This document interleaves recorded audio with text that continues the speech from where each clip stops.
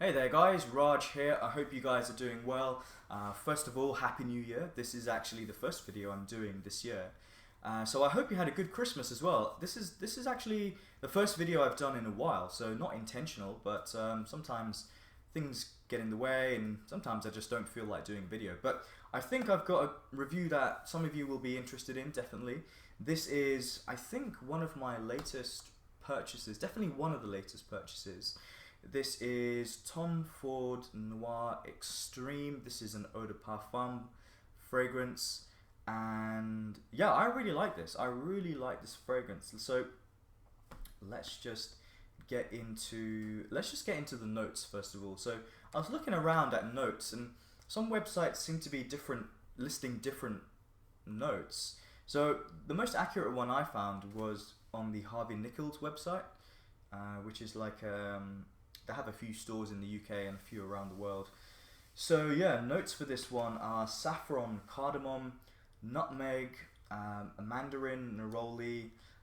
There's an Indian kulfi accord in here, which I thought was quite interesting. Obviously coming from a Indian background, and I've eaten kulfi quite a few times, and I'll touch on that a little bit later.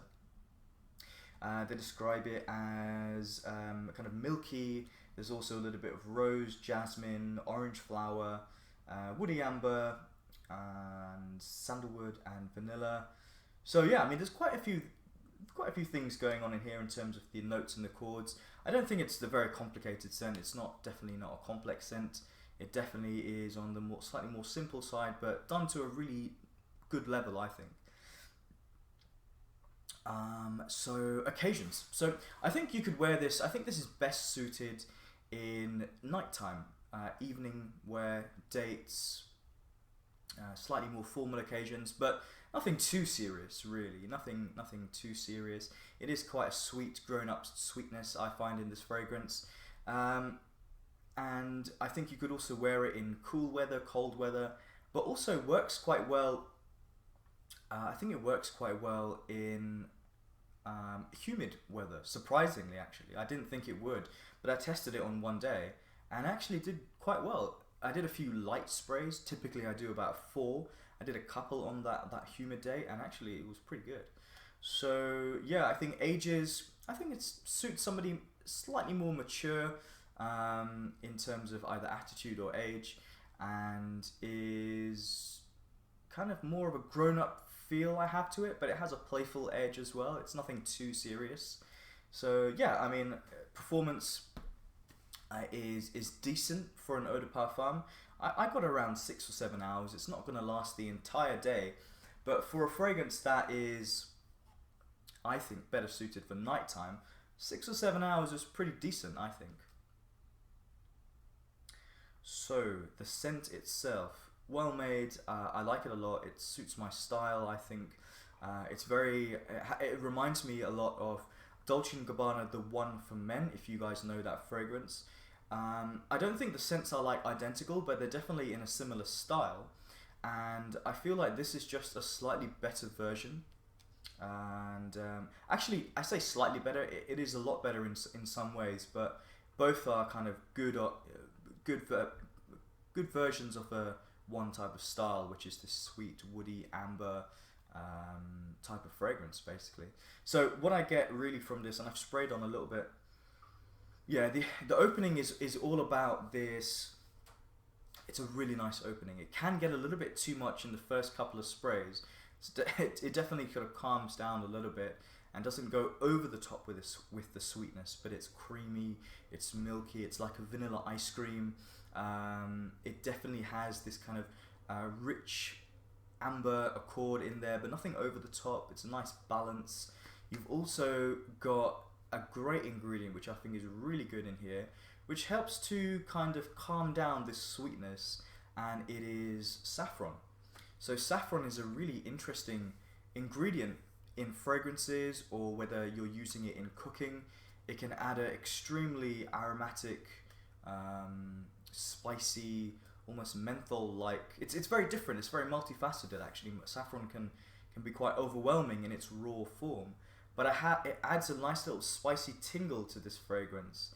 And saffron in cooking, I think goes really well with slightly more creamy, milky ingredients, especially when that milk or that cream is slightly warmer and you add a bit of saffron onto it, maybe some other spices in there as well, like a cardamom, and that whole effect is really amazing. And as I said, coming from an Indian background, I know what kulfi is about. These types of ingredients go quite well together in Indian desserts.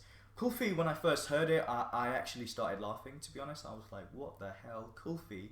I mean, what are they going to think of next? But it's kind of like it's like an interpretation. You're not going to walk around smelling like a dessert, but they've taken some of the aspects from this dessert, maybe a bit of spice, a bit of cardamom, some creamy milkiness, and put it into a fragrance, and I think it works well. I think it's very interesting.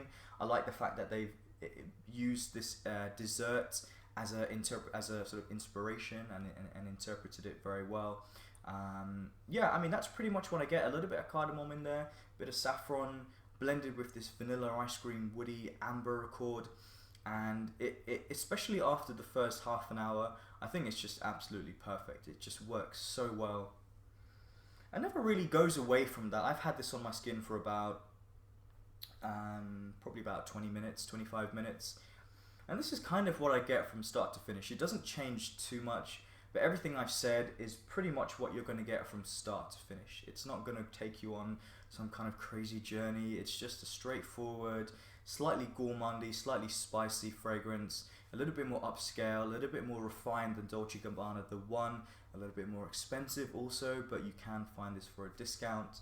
And if you want to spend a little bit more, just spend a little bit more. I think you get a really good fragrance. Tom Ford's signature line is, I think, excellent. I think it's really, really good. You could have this for nighttime wear. You could maybe have Black Orchid if you're feeling a little bit fruity. Maybe during the day, Tom Ford Grey Vetiver, Tom Ford for men. And there's some other ones in there also which are worth checking out. So another really good scent from Tom Ford. My rating, it's going to be high. It's not the most amazing gourmand fragrance. It's not a Frappin 1270, which is probably one of the best fragrances I own. So it's a good scent. I'll probably go with like a 9 out of 10. I was thinking 8.5, 9. It's kind of in between there. So yeah, guys, I want to hear what you think about this fragrance. Do you like it? Do you think it's okay? Do you hate it? You know, let me know. Feel free to say whatever you have to say. And yeah, stay tuned for my next video. I'm going to be reviewing Parfum de Marly's Herod. Thanks for watching, guys. Take care. Bye.